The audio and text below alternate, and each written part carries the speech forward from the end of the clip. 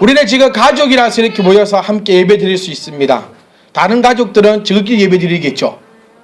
그렇지 않겠습니까? 저 가족은 저끼리 하고 우리 가족은 우리끼리 하면 됩니다. 항상 우리가 얘기할 때 보면 참 비교를 많이 해요. 비교하면서 저기는 어떻고 여기는 어떻고 뭐 저 남편은 어떻고 이 남편은 어떻고. 지금 우리 조 집사님이 박 집사님한테 시계를 선물해 줬대요.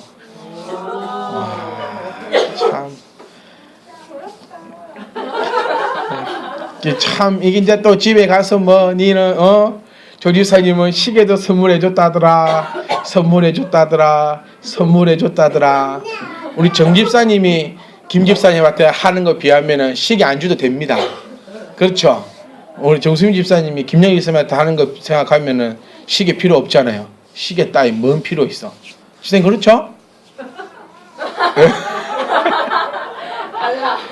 그러니까 그냥 준 게 아니라 내일 모레 결혼 기념일이래요. 우리 가시면서 축하한다. 참니 그래. 기말하지 마시고 그래. 이하 말씀 그래. 이하 말씀만. 근데 이걸 가지고 또 뭐 해줬다더라, 뭐 어쨌다더라, 저랬다더라 항상 비교한다는 거예요. 근데 우리는 비교 안 했으면 좋겠어요. 다른 교회 이렇다더라, 뭐 저렇다더라. 비교하다 보면 좋은 소리보다는 안 좋은 소리 더 많이 하거든요. 저게는 저런데, 이게는 저런데. 정죄함이 가장 무서운 것이 나의 교만함입니다. 정죄한다는 것은 나에게 그만큼 교만함이 있다는 소리예요. 나는 저러지 않으니까, 나는 저러지 않는다고 생각하니까 저 사람들을 비난할 수 있다는 겁니다. 그런 거 우리 하지 말고 우리는 우리 안에서 우리 가족이, 우리 가정이 그리스도 피로 하나 된 우리가 하나님 말씀대로 온전함으로 나갔으면 좋겠습니다. 우리 저 말씀 보시면 저게 좋은 액자가 걸려 있습니다. 우리 지환이 외할아버지가 직접 써주신 거예요. 어디 사온 게 아니라 손으로 직접 쓰셔가지고, 그러니까 먼저 선물부터 하시고 좀 이따 교회 오실 건가 봐요. 그러니까 그냥 무턱대고 교회 오기로 좀 미안해가지고 일단 선물부터 하고 이렇게 했으니까 저걸 보실 때마다 지한이 외할아버지가 빨리 오셔가지고 저 한 개 말고 이제 한 두서너 개 이제 우리 또 교회 식구로서 집집마다 한 개씩 다 나눠가지고 그럴 수 있는 날이 속히 올 수 있도록 저거 볼 때마다 기도하십시오. 그래야 집에 선물 한 개씩 가져갈 수 있어요. 기도 안 해놓고 이제 선물 한 개 주세요 하면 미안하잖아. 그러니까 나중에 기도 열심히 하셔가지고 지환아 거기 앉아. 앉아. 응? 그렇지. 이 정도는 내가 멋있지. 그렇지. 할렐루야. 그렇지. 이 정도가 딱 돼. 저를 딱 보실 때마다 우리 교회 표 말씀 아닙니까? 생육하고 번성하고 충만하고 다스리자. 이 말씀을 항상 기억하시고 또 보시면서 항상 기도하시고 그럴 수 있기를 간절히 소망합니다. 딱 저거하고 이거하고 오늘 함께 할 말씀이 어찌 이렇게 똑같은지 모르겠어요. 우리 오늘 멜기세덱에 대해서 제가 한번 준비를 한 것은 아브라함을 우리가 계속해서 말씀을 볼 때 빠질 수 없는 왕이 바로 멜기세덱이었습니다. 그럼 과연 이 멜기세덱이 누구일까? 우리가 조금 궁금증을 좀 가지고 있으셨죠? 멜기세덱이 도대체 누구길래 아브라함이 멜기세덱에게 11조를 드렸고 그 11조가 시작이 되어서 나를 이렇게 괴롭히는가? 혹시 그런 생각을 조금 하실 수도 있는데 오늘 왜 멜기세덱이 누구인지 우리가 함께 살펴보고자 합니다. 멜기세덱의 이름의 뜻은 의의 왕. 발음이 안 돼요. 의의. 그렇죠. 오케이. 그렇게. 이게 돕는 동력자입니다. 지사님 다시 한번. 예, 적읍니다. 자, 멜기세덱의 뜻은 의의 왕, 그 의미를 가지고 있습니다. 자, 멜기세덱 하면 우리가 먼저 가장 큰 포인트가 뭐냐면 이 사람은 제사장이라는 거예요. 그런데 우리가 알고 있는 상식의 제사장은 누구냐면 레위인입니다. 레위인만 제사장이 될 수 있었잖아요. 그런데 멜기세덱은 오늘 우리가 나오는 것처럼 살렘 왕입니다. 지환아. 앞에 앉아서 춤을 추면 목사님 웃어서 말씀을 전할 수 없잖아. 앞에 앉았지? 그럼 다 가만히 있어. 착하다. 자, 살렘왕이에요. 살렘왕. 그러니까 유대인이 아니란 얘기예요. 유일하게 유대인이 아닌 이방인이 제사장인 사람은 이 멜기세덱밖에 없습니다. 여기서 우리가 아주 키포인트를 딱 가지고 나가야 돼요. 그래서 우리의 신분, 여기서 의미하는 바가 뭐냐면 멜기세덱은 예수님을 예표합니다. 예수님을 예표하는 사람이 바로 멜기세덱입니다. 이거 좀 자세히 아셔야 됩니다. 우리 창세기 때부터 예수님에 대한 얘기가 나오죠. 창세기 3장 말씀부터 예수님에 대한 예표가 나오기 시작합니다. 사람이 타락했을 때부터 너희가 너를 위해서 그리스도를 줄 것이다, 메시아를 허락할 것이다라는 예표가 그때부터 나오고, 창세기 지금 14장에서도 멜기세덱이 예수님을 예표하는 제사장으로 나오게 된다는 겁니다. 예수님 또한 제사장이요 왕이요 모든 것들을 다 감당한 사람이라는 거예요. 자, 그래서 멜기세덱은 제사장으로서 누구다? 이방인이다.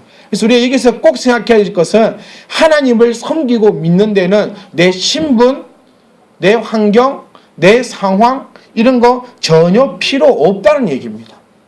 내 상황이 어때서, 내 신분이 어때서, 내가 어떤 사람이길래 이런 생각들을 우리가 싹 다 버릴 수 있기를 간절히 소망합니다. 그래서 멜기세덱 하면 여러분 머릿속에 기억돼야 되는 거. 이거 하나, 의의 왕은 솔직히 잘 기억 못 하잖아요. 그렇죠. 여호수아 이름의 뜻도 잘 기억 못 하시고 지금 엊그저께 배웠던 아브라함 이름의 뜻은 아십니까? 이름의 뜻은 모르셔도 됩니다. 뭐 알아서 뭐 하겠습니까? 이름의 뜻. 알면 좋은데 몰라도 어쩔 수는 없지만 멜기세덱 하면 의의 왕은 모르셔도 좋으나 이방인으로서의 제사장이다. 이것은 우리가 좀 기억을 하시면서 여러분들도 어떤 상황이 되었든지 간에 상관없이 하나님의 귀한 제사장으로서 쓰임받을 수 있다. 이걸 우리가 기억하셔야 합니다. 우리 이 스토리적으로 한번 쭉 보시면 이렇습니다. 아브라함이 룻을 구출하는 싸움에서 승리하고 돌아올 때에 살렘 왕입니다. 살렘 왕. 그러니까 살렘이라는 국가의 왕입니다. 어려운 말 아닙니다. 살렘의 왕 멜기세덱을 만나게 됩니다.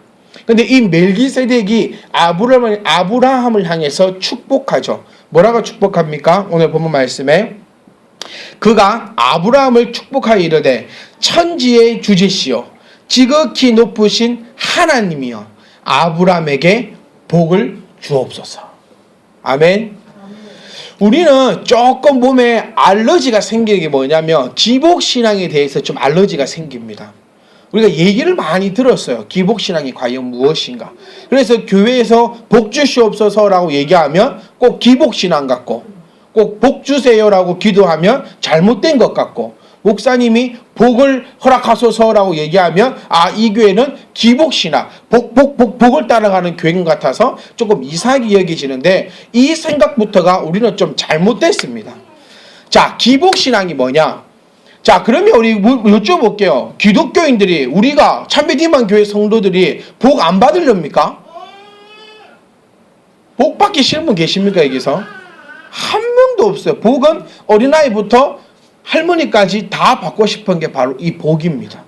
그럼 이 기복신앙이 무엇이냐면 포인트가 복에 맞춰 있는 신앙이 기복신앙이라는 거예요. 자, 다시 한번 얘기드리면 교회 온 이유가 복 받기 위해서 왔다. 이게 기복신앙이에요. 교회는 복 받기 위해서 오는 곳이 아니고 교회 오면 복이 오는 곳입니다. 이 의미가 좀 틀려요. 내가 하나님을 예배하는 이유가 복을 받기 위해서 예배하는 것이 아니라 예배하였더니 나에게 임하는 것이 복이라는 것입니다. 그게 복이에요, 복. 그래서 내가 오늘 교회 가면 복 받는다. 교회 가면 복 받. 우리 70년대 많이 그랬거든요. 70년대. 우리 어머니들이 젊을 때 할머니들이 한창 신앙에서 열심히 할 때는 교회 오면 복 준다더라. 이래서 한국 교회가 폭발했습니다. 못 먹고 못 살던 시절에 교회 오면 복 준다더라. 그러니까 교회 가면 뭐 받을 줄 알고 복 받을 줄 알고. 그런데 이 복이 꼭 뭐다? 복이 꼴은 돈이 됐다는 거예요. 그러니까 교회 가면 내가 잘 먹고 잘 살까 싶어가지고 교회를 우르륵 몰려갔습니다. 좀 잘 먹고 잘 살아지니까 교회를 우르륵 빠져나간다는 거예요. 왜? 교회 다녀도 돈 벌고 교회 안 다녀도 돈 버니까 내가 뭐하러 복 받으려고 교회 가겠는가? 이렇게 되어버린다는 거예요. 그래서 목적이 잘못되면 그 목적이 흐트러지면 다 자빠진다.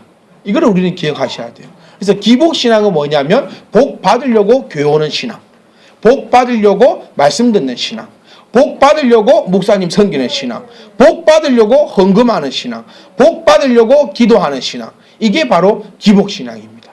두 번째 기복신앙은 복 받을 만한 행동을 하지 않았음에도 불구하고 복 받는다라고 가르치는 신앙. 또 복 받을 행동은 하지 않았으면서 나는 그래도 복 받을 것이다 라고 믿고 있는 신앙. 이것이 바로 잘못된 기복신앙이다. 이거를 기억하셔야 돼요. 그러면 교회 오면 복이 없느냐? 이게 아니라는 겁니다. 자, 예배는 누구만 드릴 수 있습니까? 구원받은 우리만 할 수 있는 것이 예배입니다. 예수 그리스도를 믿는 우리만 할 수 있는 게 예배입니다. 이게 먼저 복이라는 거예요. 그리고 예배하는 자는 그냥 예배로 끝나도 되는데 하나님이 뭐 주시겠다? 복 주시겠다고 우리에게 약속을 하셨다는 겁니다. 그리고 하나님께서 주의 종들에게 허락하신 것이 있는데 그것이 뭐냐면 복을 빌 수 있는 능력을 허락하셨다는 거예요. 그래서 여러분들은 어떤 마음을 가지고 계셔야 하냐면 목사님으로부터 축복받기를 좋아하셔야 돼요. 이게 복받는 가장 큰 비결입니다. 다시 제가 말씀드리면 복 받으려고 행위를 가져서 가서는 안 됩니다. 내 목적이 그런 목적이 되면 안 된다는 거예요. 내가 하나님을 섬기는 이유는 당연히 구원받은 백성으로서 하나님을 섬김이 당연하기 때문에 하나님을 섬기는 겁니다. 그 이상 그 이하도 없어요. 그런데 놀라운 사실은 그런 자에게 하나님께서 복을 허락하신다고 우리에게 약속하셨다는 겁니다. 그래서 참 하나님이 믿지는 장사하신다는 거예요. 어떻게 보면 하나님은 우리로부터 충분히 찬양과 찬송을 받으시기에 부족함이 없으신 분입니다. 그리고 우리는 마땅히 우리의 창조주 되신 하나님을 찬양하고 예배함에 있어서 당연히 해야 될 일을 한 것뿐이라는 겁니다. 그런데 하나님은 우리에게 너희에게 필요한 모든 것을 더하시고 허락하시겠다고 약속하시니 이보다 큰 하나님의 은혜가 어디 있겠습니까? 그러니까 이 점을 우리가 기억할 수 있기를 간절히 소망합니다. 아브라함은 제사장이 아닙니다. 저는 이렇게 표현하고 싶어요. 멜기세덱은 제사장입니다. 쉽게 얘기하면 그냥 목사님입니다. 그러니까 제사장이 목사는 아닙니다. 사도도 목사는 아닙니다. 근데 그냥 쉽게 둥글스름하게 여러분들에게 이해하기 쉽게 말씀드리면 현대적으로 말씀드리면 멜기세덱은 목사님, 아브라함은 돈 많이 버는 복 많이 받는 돈도 많고 생긴 것도 잘생겼고 자식들도 잘 되고 집도 행복하고 모든 것이 부족함이 없는 그런 성도님입니다. 그런데 이 아브람 아무것도 부족함이 없은 이 아브람이 무엇을 받기를 좋아하냐면 목회자로부터 축복받기를 좋아한다는 겁니다. 그리고 목회자는 어김없이 아브람에게 축복한다는 겁니다. 누구의 이름으로? 높으신 하나님의 이름으로 축복한다는 것입니다. 그랬더니 아브라함이 너희 대적을 내 손에 붙이신 지극히 높으신 하나님을 찬송할지로다 하매 아브라함이 그 얻은 것에서 10분의 1을 멜기세덱에게 주었다는 것입니다. 자, 이제 11조가 무엇인지 대충 감이 오십니까? 11조는 여러분 마음에 부담을 주기 위해서 하는 것이 아닙니다. 저는 이렇게 가르치잖아요. 하지 말라고. 내 마음이 부담이 되거나 내가 하기 싫거나 내가 짜증이 되거나 내가 돌아버리겠거나 이것 때문에 내가 교회 오기 싫어지거나 시험에 들거나 뭐 이리 되거나 저리 될 것 같으면 뭐 하는 게 낫다. 안 하는 것이 훨씬 유익하다. 그런데 하나님을 바로 알고 하나님의 말씀을 내가 이해하고 하나님의 은혜 가운데 있는 사람은 안 할 리가 없다는 것입니다. 왜? 그것이 신앙의 고백이다 라는 것을 우리가 기억하며 또 기억할 수 있기를 간절히 소망합니다. 그래서 우리 멜기세덱 하시면 생각하셔야 될 것 첫 번째가 이방인 중에서 제사장이었고 멜기세덱은 축복하기를 좋아하는 사람이었다라는 것입니다. 멜기세덱은 하나님을 찬송하고 평화를 사랑하며 신앙의 형제를 환대하였으므로 이방인이었음에도 불구하고 예수 그리스도를 상징하는 모형이 되었다는 것입니다. 뭐 있기 때문에 보세요. 비록 이방인이기 때문에 우리말로 좀 현대어로 한번 바꿔보자면 하나님으로부터 절대로 인정받을 수 없는 사람인데 이 사람이 하나님을 찬양하고 평화를 사랑하며 신앙의 형제를 환대하니까 절대로 될 수 없는 사람이 제사장이 되더라는 것입니다. 그래서 우리도 마찬가지입니다. 우리도 항상 주님을 찬송하며 신앙의 형제들을 따뜻하게 하고 만나면 뭐하기 좋아해라? 축복하기 좋아하라는 겁니다. 그러면 우리도 절대로 그럴 수 없는 우리가 하나님으로부터 쓰임받을 수 있다는 것입니다. 자, 앞에 서 있는 저는 목사가 될 만한 자격이 있어서 이 자리에 서 있습니까? 절대로 아니라는 것입니다. 절대로 아니에요. 하나님으로부터 목사가 절대로 될 수 없는 제가 하나님의 은혜로 이 자리에 서 있고, 그리고 하나님의 그 능력으로 여러분들을 마음껏 축복하고 복을 빌 수 있는 이 자리에 서 있을 수 있는 것이 모두가 하나님의 은혜라는 겁니다. 그러니까 내가 이렇고 저렇고 이런 생각 다 버릴 수 있기를 간절히 소망합니다. 하나님의 복은 혈통과 지역을 초월하여 믿는 자에게 역사함을 우리는 깨달을 수 있기를 간절히 소망합니다. 사랑하는 성도 여러분, 저는 이렇게 여러분들에게 이야기하고 싶습니다. 가르치고 싶습니다. 무엇을? 여러분 모두가 복을 받기를 원한다는 겁니다. 그리고 예수 믿는 사람은, 특히 우리 참빛희망 교회에 다니는 사람들은 모두가 다 복을 받아 누리셔야 합니다. 여러분이 복을 못 받는다면 성경은 거짓말입니다. 왜? 저는 그렇게 자신합니다. 어느 교회든 여러분들만큼, 우리만큼 순종하는 자가 없고, 우리만큼 하나님을 사모하는 자가 없고, 우리만큼 하나님의 말씀을 사모하는 자도 없을 거고, 우리만큼 하나님의 말씀에 귀 기울인 자도 없을 것이다. 그래서 우리에게는 뭐가 있다? 하나님의 은혜가 있다는 겁니다. 제발 복하면 물질이 아닙니다. 복하면 물질도 있는 것이지 복하면 물질이 아닙니다. 여러분들이 받은 복을 오늘 집에 가셔서 한번 세어보십시오. 저는 항상 이런 표현을 많이 씁니다. 네가 암 걸려서 3일 뒤에 죽을 수밖에 없는 상황이었는데 오늘 나아가지고 복받아 타지 말고 내가 암 안 걸리고 안 아프고 평화롭게 오늘 살아가는 것이 하나님께서 주신 가장 큰 복입니다. 여러분, 직장인 다니는 사람들이 어떻게 돈복을 받겠습니까? 근데 우리는 꼭 어떤 생각을 합니까? 길 가다가 하늘에서 금덩어리 떨어질 그 복을 기대하면서 살아가고 있지 않습니까? 그런 복은 우리에게 일어날 수 없습니다. 하나님께서 말하는 그 복이 뭡니까? 지금 내가 일어나서 따뜻한 밥 먹을 수 있는, 그게 또 얼마나 큰 복입니까? 또 내가 일어나서 내가 먹고 싶은 거 사 먹을 수 있는 거, 이게 또 얼마나 큰 복입니까? 또 내 자녀들 지금 자라나면서 헐벗지 않고 굶지 않고 아름답게 자라나고 있는, 이게 얼마나 큰 복입니까? 성도 여러분, 복에 대한 그 관점을 조금 바꿀 수 있기를 간절히 소망합니다. 하박국 선지자의 고백이 있지 않습니까? 무화과 나무 잎이 마르고 나무 열매 없었고 포도나무 열매 그치고 외양간에 송아지 없어도 나는 여호와로 인하여 기뻐하겠노라. 우리가 이 자리에 이곳에 앉아 있는 것으로 인해서 기뻐할 수 있기를 간절히 소망합니다. 하나님께서 저와 여러분들을 택하여 주지 않으셨다면 저와 여러분들은 지금 이 시간에 무엇을 하고 있겠습니까? 내 인생은 어떤 인생이었겠습니까? 그것이 가장 큰 복임을 기억할 수 있기를 간절히 소망합니다. 저는 록펠러의 어머니의 기도 중에서 가장 좋아하는 구절이 이겁니다. 많은 분들은 오른쪽 수번에는 11조, 왼쪽에는 구제의 호주물을 만들어라, 이런 것을 많이 얘기하시던데, 그것 또한 좋지만 저는 가장 좋아하는 구절이 뭐냐면, 하나님 다음으로 목사님을 섬겨라. 저는 저를 섬기라는 얘기는 아닙니다. 저는 원래 태생적으로 섬김 받기를 싫어하는 사람입니다.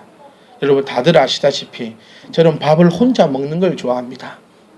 원래 뚱뚱한 사람이 밥 혼자 먹는 거 좋아하거든요. 같이 먹는 거 별로 안 좋아합니다. 저는 어릴 때부터 혼자 자랐고 혼자 커서 그런지 이렇게 여럿이 모여가지고 이렇게 하고, 또 저는 남을 대접하기를 좋아하지 대접받는 거는 또 그렇게 별로 좋아하지 않습니다. 왜냐하면 내가 사야 내가 먹고 싶은 거 마음대로 시켜 먹지, 얻어먹으면 내 고기 1인분 더 먹고 싶은데 내가 낼 거 아니니까 1인분 더 시켜도 될까 안 시켜도 될까 그렇고 또 집사님 1인분 더 시켜도 됩니까? 라고 좀 물어보기도 그렇고 그래서 제가 정집사님하고 같이 밥 먹으러 가면 제일 좋아요. 왜냐면 항상 넉넉하게 먹거든요. 저하고 이 뭐 서로 부족함 없이 먹으니까 이 제일 제가 가족 마음 편안하게 같이 식사할 수 있거든요. 그래서 저는 목사이기 때문에 하나님 다음으로 목사님을 섬겨라라는 이 구절을 절대 좋아하는 것이 아니라 오해하지 마시고 저는 그 구절이 왜 좋아하냐면 저는 이렇더라는 거예요. 자, 지금 우리 저게 아름다운 액정 하나 걸려 있습니다. 저거 볼 때마다 생각이 난다는 거예요. 참 저거 써주시려고 100번을 연습하셨다 하더라고. 그럼 저거 한 개 쓰기 위해서 100번을 연습하셨는데 그럼 나도 최소한 100번은 기도해 드려야 되지 않을까? 그런 생각이 든다는 겁니다. 그래서 록펠러 어머니는 그것을 정확하게 파악을 했을 거라는 거예요. 그리고 록펠러 어머니는 무엇을 파악했냐면 하나님께서 우리들의 기도도 들으시지만 주의 종을 통하여서 복을 빌 때에 부어주시는 그 복이 넘쳐난다는 것을 분명히 록펠러는 알았다는 것입니다. 그리고 우리 계속해서 고린도전서 수요일 얘기하고 있지만 하나님께서 주의 종들에게는 허락하신 분깃이 없습니다. 가나안 땅을 정복하고 나서 모든 지파별로 땅을 나누어 줄 때 레위 지파에게는 땅을 나누어 주지 않습니다. 왜? 그들에게는 하나님께서 요구한 바가 있었는데 먹을 거, 입을 거, 뭐 이거 할 거, 저거 할 거 걱정하지 말고 오직 하나님 일에만 신경 써라 라는 그 의미를 레위 지파, 그러니까 주의 종들에게 허락하셨고 또 그렇게 하기 위해서 성도들에게 어떤 말씀을 장치를 해 놓으셨냐면 내 종을 섬기는 자는 내가 갑절의 은혜로 너에게 더하겠다라고 장치를 하나님께서 만들어 놓으셨다는 거예요. 참 이게 신기 요리 꼬리 빵상합니다. 하나님께서는 주의 종들에게 일하지 못하도록 만들어 놓으셨고 또 이 주의 종들은 나의 종이니 나의 종을 섬기는 자를 내가 그냥 아버지 된 내가 가만히 놓아두겠느냐. 내가 그들에게 복을 주겠다라고 하나님은 이렇게 장치를 해 놓으셨고 그리고 하나님께서는 또 주의 종들에게 명령하십니다. 너의 백성들을 위하여 너는 무엇을 해라? 복을 빌어라. 내가 그 기도를 듣고 백성들에게 복을 내리겠노라. 그러니까 그냥 둥글스름하게 대충 넘어가는 것이 아니라 한 단계 한 단계 한 단계가 딱딱딱 이어 떨어지게 이렇게 되어 있다는 거예요. 그래서 저는 여러분들을 100을 생각한다면 그래도 101 마음이 가는 사람이 더 생길 수 있다는 겁니다. 그렇기 때문에 록펠러의 어머니는 하나님 다음으로 주의 종을 섬겨라라고 그 아들에게 가르친다는 것입니다. 아브라함은 이 사실을 정확하게 파악했습니다. 그래서 아브라함만큼 주의 종에게 축복받기를 좋아하는 사람도 극히 드뭅니다. 그리고 아브라함은 주의 종을 섬기기를 최고로 잘 섬긴 사람입니다. 여러분, 우리는 하나님 앞에 11조를 드립니다.